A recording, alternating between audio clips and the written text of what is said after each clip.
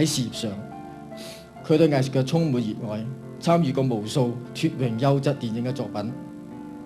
唔驚世俗嘅眼光，佢敢於嘗試，敢於轉原新嘅題材，敢於捕捉銀幕上爭論性嘅角色，不斷支持電影。如果有人問我呢個世界乜嘢係中國文人筆下嘅翩翩俗世佳公子，我會話俾你聽 ，Leslie 就係。在座嘅咁多位都係最愛錫十受舅父、最關心佢嘅人，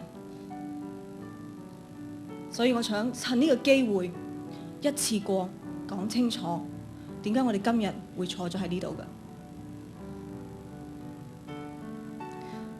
舊年嘅4月有一日，佢打電話俾我，佢叫我陪佢去拜婆婆，即係佢個媽咪。嗰陣時我就知道佢開始有病，佢患嘅係抑鬱症。喺過去呢1年裏邊，我時時都可以陪下佢，聽佢講心事。我亦都親眼睇到抑鬱症帶俾佢嘅痛苦。樹欲靜而風不息，你嘅風采，你嘅作品將永遠長存。風繼續吹，張國榮。以下請扶靈來賓就位，徐克先生請就位，